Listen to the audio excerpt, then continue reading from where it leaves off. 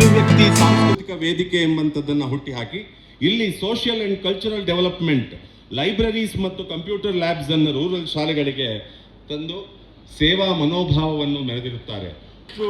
Doctor Nagathihalli Chandrashekhar sir, over to you. ನಮ್ಮ ಸಂತೋಷವನ್ನು ದ್ವಿಗುಣಗೊಳಿಸಿದೆ.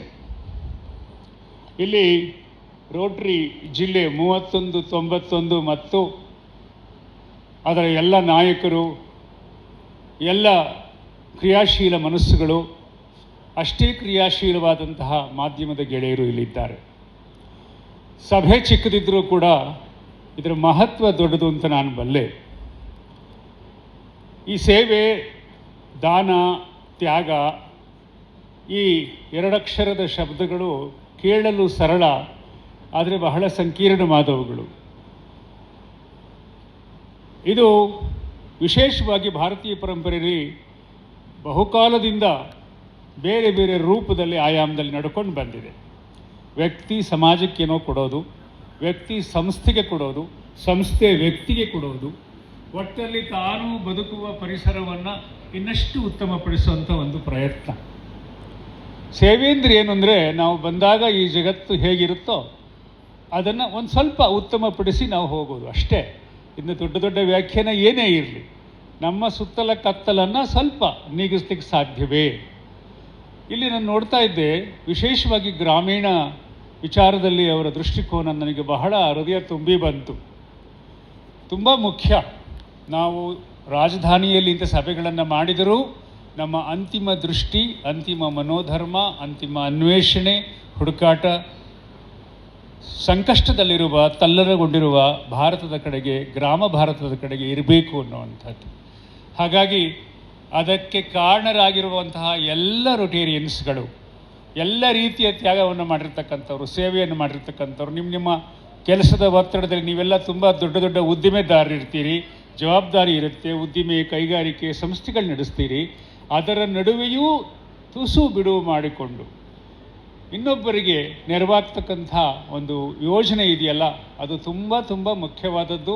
ಅದಕ್ಕಾಗಿ ನಾನು ಎಲ್ಲರನ್ನ ಅತ್ಯಂತ ಪ್ರೀತಿಯಿಂದ ಅಭಿನಂದಿಸ್ತೇನೆ. ಇನ್ನು ನಮ್ಮ ಮಾಧ್ಯಮದ ಮಿತ್ರರು ಯಾಕೆ ಬಹಳ ಮುಖ್ಯ ಅಂದರೆ, ಭಾರತದಲ್ಲಿರ್ತಕ್ಕಂಥ ವೈರುಧ್ಯಗಳೇನೆಂದರೆ, ಏನು ನಡೀತಾ ಇದೆ ಅನ್ನೋದು ಯಾರಿಗೂ ಸ್ಪಷ್ಟ ಮಾಹಿತಿ ಇರಲ್ಲ. ಯಾವುದೋ ಸುದ್ದಿ ಆಗಬೇಕು, ಅದು ಸುದ್ದಿ ಆಗ್ತಾ ಇರಲ್ಲ. ಯಾವುದು ಸುದ್ದಿ ಆಗಬಾರ್ದು, ಅದು ಸುದ್ದಿ ಆಗ್ತಾ ಇರುತ್ತೆ. ಅಂಥ ಒಂದು ವಿಶಿಷ್ಟವಾದಂತಹ ಸಂಕೀರ್ಣ ಸ್ಥಿತಿಯಲ್ಲಿ ನಮ್ಮ ವ್ಯವಸ್ಥೆ ಇದೆ. ಇದರ ಮಧ್ಯದಲ್ಲಿ ನೀವು ಮಾಧ್ಯಮದ ಗೆಳೆಯರ ಜೊತೆಗೆ ಸೇರಿ, ನಮ್ಮ ವಿಶೇಷವಾಗಿ ನಮ್ಮ ಪ್ರೆಸ್ ಕ್ಲಬ್ನ ಜೊತೆಗೆ ಸೇರಿ, ದೃಶ್ಯ ಮಾಧ್ಯಮ, ಶ್ರವ್ಯ ಮಾಧ್ಯಮ ಮತ್ತು ಮುದ್ರಣ ಮಾಧ್ಯಮ ಎಲ್ಲ ಸೇರಿದ ಹಾಗೆ ಸಾಂಕೇತಿಕವಾಗಿ ಎಲ್ಲರೂ ಇಲ್ಲಿ ಇದ್ದೀರಿ. ಆ ಎಲ್ಲರ ಸಹ ಕೈಗೆ ಜೋಡಿಸಿ ಅವರ ಜೊತೆಗೂಡಿ ನೀವು ಈ ಕಾರ್ಯವನ್ನು ಮಾಡ್ತಿರ್ತಕ್ಕಂಥದ್ದು ತುಂಬ ತುಂಬ ಮುಖ್ಯವಾದದ್ದು. 1905ರಲ್ಲಿ ಪಾಲ್ ಹ್ಯಾರಿಸ್ಗೆ ಶಿಕಾಗೋ ನಗರದಲ್ಲಿ ಒಂದು ಸಂಸ್ಥೆಯನ್ನು ಮಾಡಬೇಕು ಅಂತ ಅನ್ನಿಸ್ತು. ಅದು ಇಷ್ಟು ದೊಡ್ಡ ಸಂಸ್ಥೆ ಆಗುತ್ತೆ ಅಂತ ಅವ್ರು ಕಂಡಿದ್ರೋ ಇಲ್ವೋ ಗೊತ್ತಿಲ್ಲ. ಅಲ್ಲಿಂದ ಪ್ರಾರಂಭವಾದಂತಹ ಈ ರೋಟರಿ ಸಂಸ್ಥೆ 1920ರಲ್ಲಿ ಭಾರತಕ್ಕೆ ಬಂತು.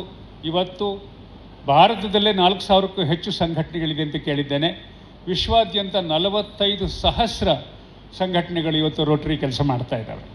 ಇದು ಸಾಧಾರಣವಾದ ಕೇವಲ ಅಂಕಿ ಸಂಖ್ಯೆಗೆ ಸಂಬಂಧಪಟ್ಟ ವಿಚಾರ ಅಲ್ಲ. ಇದು ಬಹಳ ಮುಖ್ಯವಾದದ್ದು. ನಾವು ತಿನ್ನುವ ಅನ್ನದಲ್ಲಿ ಒಂದು ತುತ್ತನ್ನು ಇನ್ನೊಬ್ಬರಿಗೆ ನೀಡುವ, ಅವರ ಜೊತೆಗೆ ನಾವು ಇದ್ದೇವೆ ಅಂತ ಹೇಳ್ತಕ್ಕಂತಹ ಈ ಅಸಮತೋಲನವನ್ನು ಸರಿಪಡಿಸ್ತಕ್ಕಂಥ ಒಂದು ದೊಡ್ಡ ಕ್ರಮ. ಇದನ್ನು ಕಲಾವಿದರು ಕಲೆಯ ಮೂಲಕ ಮಾಡಬೇಕು, ವಿಜ್ಞಾನದ ಮೂಲಕ, ಧರ್ಮದ ಮೂಲಕ, ಸಂಘಟನೆಗಳ ಮೂಲಕ ಯಾವ ರೀತಿ ಮಾಡಿದರೂ ಸೇವೆ ತುಂಬ ದೊಡ್ಡದು. ಇದಕ್ಕೆ ಮಾದರಿಯಾಗಿ ನಮ್ಮ ನಾಡಿನಲ್ಲಿ, ಈ ನೆಲದಲ್ಲಿ ಅನೇಕ ಮಹನೀಯರು ಬೇರೆ ಬೇರೆ ಸ್ವರೂಪದಲ್ಲಿ ಅದನ್ನು ಮಾಡ್ತಾ ಹೋಗಿದ್ದಾರೆ.